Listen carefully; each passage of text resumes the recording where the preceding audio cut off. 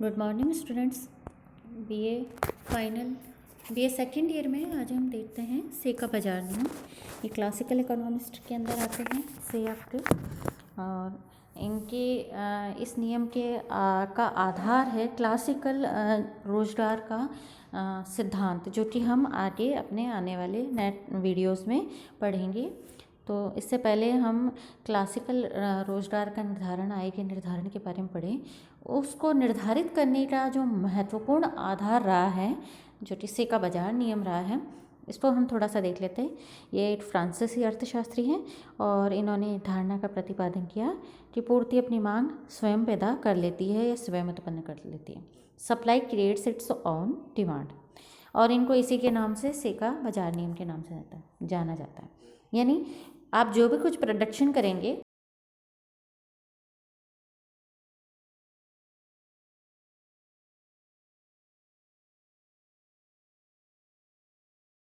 उसकी आप सप्लाई पर फोकस करें। इनडायरेक्टली ये ऐसा भी कह रहा है कि आप सिर्फ उत्पादन पे ध्यान दें, मांग अपने आप हो जाएगी। मांग के बारे में आपको सोचने की ज़रूरत नहीं है। से का नियम जो कि ये कहता है कि अर्थव्यवस्था में जब वस्तु और सेवाओं का उत्पादन किया जाता है तो उनके लिए मांग का बाजार स्वयं उत्पन्न हो जाता है। यानी कभी भी ओवर प्रोडक्शन की समस्या नहीं रहेगी, ना ही बेरोजगारी की समस्या रहेगी, क्योंकि दीर्घकाल में बाजार में पूर्ति व मांग एक दूसरे के बराबर आ जाती है। यानी आप कहने का मतलब क्या रहा कि आप कुछ भी उत्पादन कीजिए, कितना भी उत्पादन कीजिए, इनडायरेक्टली ये क्या कह रहा है कि बेरोजगारी होगी ही नहीं, क्योंकि सभी को रोजगार मिल रहा है। रोजगार क्यों मिल रहा है? क्योंकि जितना भी आपने उत्पादन किया उन सबकी मांग हो रही है। तो ये से का बाजार नियम कहलाता है।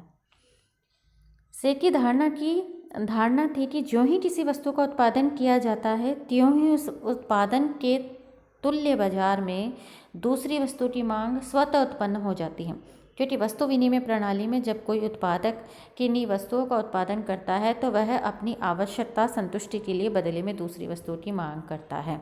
अतः किसी भी उत्पादन से तुरंत दूसरी वस्तु की मांग उत्पन्न हो जाती है, जिससे प्रत्येक वस्तु व्यक्ति का उत्पादन अथवा उसके द्वारा की जाने वाली पूर्ति स्वयं अन्य वस्तुओं के लिए मांग बन जाती है, और अंततः समाज में वस्तुओं की कुल मांग वस्तुओं की कुल पूर्ति के बराबर हो जाती है। से का जो नियम है बार्टर सिस्टम में भी काफ़ी सरल है समझने में, और अगर हम मुद्रा द्वारा विनिमय प्रणाली को स्वीकार करते हैं तो वहाँ पर भी ये नियम लागू होता है। ठीक है, जब किसी वस्तु का उत्पादन किया जाता है तो उत्पादन करने वाले साधनों पर व्यय किया जाता है, जिससे उत्पादन के साधनों के स्वामियों को आय प्राप्त होती है तथा वे अपने उपभोग प्रक्रिया से आवश्यकता संतुष्टि के लिए वस्तु की मांग करते हैं, जिससे उत्पादन के तुल्य मांग पैदा हो जाती है, और अंततः समाज में सभी वस्तुओं की कुल मांग उनकी कुल पूर्ति के बराबर हो जाती है और ओवर प्रोडक्शन की समस्या नहीं रहती है। ठीक है, से के अनुसार यदि अल्पकाल में किसी समाज में उत्पादन आधिक्य हो भी जाए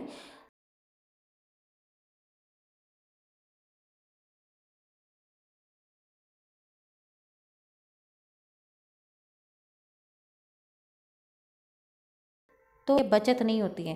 तो आप ये ध्यान रखिए, इसमें देखिए अति उत्पादन नहीं रहता है, दूसरा बचत नहीं होती है। ये मानते हैं कि जितनी भी आप इनकम ले पाते हैं वो सारी इनकम आप व्यय कर देते हैं किसी और वस्तु को पाने के लिए, यानी बचत नहीं है। अगर बचत होती भी है तो वह पूंजीगत वस्तुओं के क्रय पर खर्च कर दी जाती है, जिससे बाजार में बचत निवेश के बराबर हो जाती है। यानी अगर आपने कुछ भी प्रोडक्शन किया तो इसका मतलब ये है कि अब जैसे आप बाज़ार में लेकर जाते हो अपने उत्पादन को, तो आप भी किसी न किसी वस्तु की मांग करेंगे। तो चूँकि आपने प्रोडक्शन किया तो अब आप किसी और दूसरी वस्तु की मांग करेंगे, तो समाज में ओवर प्रोडक्शन की स्थिति कभी नहीं आएगी। से के नियम की अगर मान्यताओं की बात करें तो मान्यताएं क्या क्या ली है इन्होंने?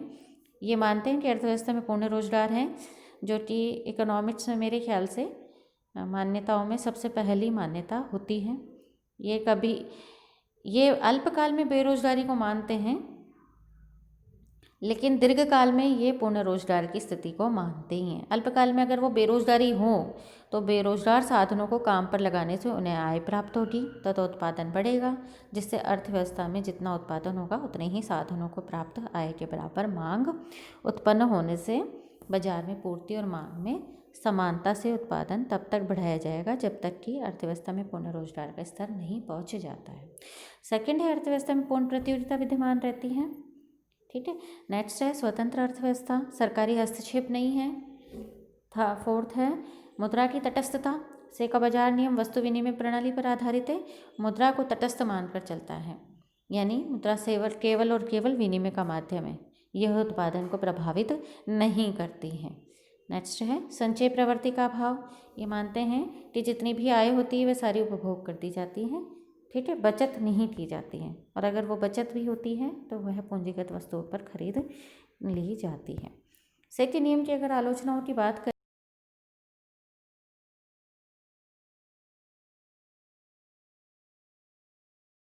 करती है, ये खरा नहीं उतरता है, क्योंकि अर्थव्यवस्था में जिस दिशा में उत्पादन बढ़ता है मांग उतनी ही नहीं बढ़ती है, अतः जितना उत्पादन होता है वह सारा बिक जाना जरूरी नहीं है। नेक्स्ट है अर्थव्यवस्था में अति उत्पादन संभव है। सेकेंड नियम की धारणा थी कि पूर्ति द्वारा स्वयं अपनी मांग का निर्माण करने से दीर्घकाल में अति उत्पादन असंभव है, परंतु किन्स ने सिद्ध किया है कि उपभोग की सीमांत प्रवृत्ति जो एमपीसी है इकाई से कम होने के कारण अर्थव्यवस्था में कुल मांग कभी कुल पूर्ति से कम होने पर अर्थव्यवस्था में अति उत्पादन की समस्या होगी, क्योंकि बचत और निवेश सदैव समान नहीं होते हैं। जैसा कि ये कहते हैं कि इनकम जितनी होगी उतना ही आप उसको खर्च कर देंगे, ये मानते हैं हिस्से का, और बचत होती नहीं है। ठीक है ना। लेकिन अगर मान लीजिए एमपीसी 1 से कम है तो इसका मतलब क्या हुआ कि आपकी जो इनकम है उस इनकम का बहुत कम भाग आप खर्च कर पा रहे हैं। ठीक है, अगर आप कम खर्च कर पा रहे हैं तो इसका मतलब क्या हुआ, जो उत्पादन है वह आपका रिमेनिंग रह जाएगा। अति उत्पादन माने आपका प्रोडक्शन ऐसा कैसा रह गया, यूज़ में नहीं आ रहा है, कोई कंज्यूम नहीं कर रहा है, डिमांड नहीं हो रही है। और अगर मान लीजिए बचत और निवेश समान नहीं हुए तो ऐसी परिस्थिति में क्या होगा, ओवर प्रोडक्शन की समस्या आ जाएगी। नेक्स्ट है, ये कहते हैं पूर्ण रोजगार की कल्पना भी मिथ्या है। अर्थव्यवस्था में अगर हम देखें अल्प रोजगार की स्थिति दृष्टिगोचर होती है। पूंजीवादी अर्थव्यवस्था में प्राय अल्प रोजगार की स्थितियाँ नजर आती हैं और बेकारी बनी रहती हैं। अर्थव्यवस्था में स्वयं समायोजन संभव नहीं होता। सेका नियम अर्थव्यवस्था में स्वतः समायोजन की मान्यता पर आधारित है।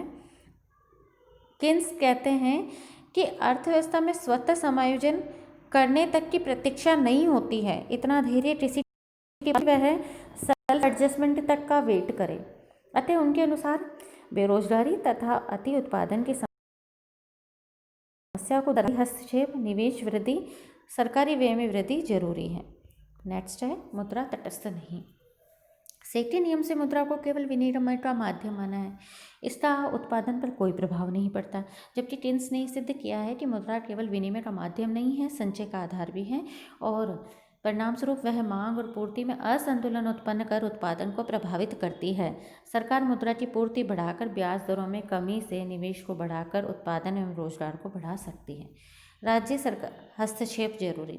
सेका नियम स्वतंत्र अर्थव्यवस्था की बात करता है जिसमें सरकार का हस्तक्षेप नहीं होना चाहिए, जबकि बेकारी, अति उत्पादन और मंदी के निराकरण के लिए सरकारी हस्तक्षेप जरूरी सा हो गया है। नेक्स्ट है बचत और निवेश सदैव समान नहीं रहते हैं। सेका नियम ये मानता है कि अर्थव्यवस्था में कुल व्यय कुल आय के बराबर होती है। यदि बचत होती है तो पूंजीगत वस्तुओं की क्रय पर व्यय कर दी जाती है, जिससे कुल बचत के बराबर निवेश हो जाने से बचत और निवेश बराबर रहते हैं। पर किन्स ने सिद्ध किया है कि कुल बचत और कुल निवेश बराबर नहीं होते हैं सदैव।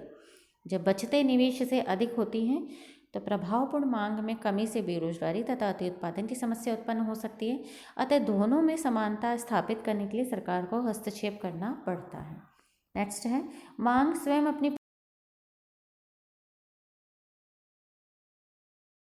पूर्ति पर विपरीत किन्स ये मानते हैं कि मांग स्वयं अपनी पूर्ति को उत्पन्न करती हैं। आधुनिक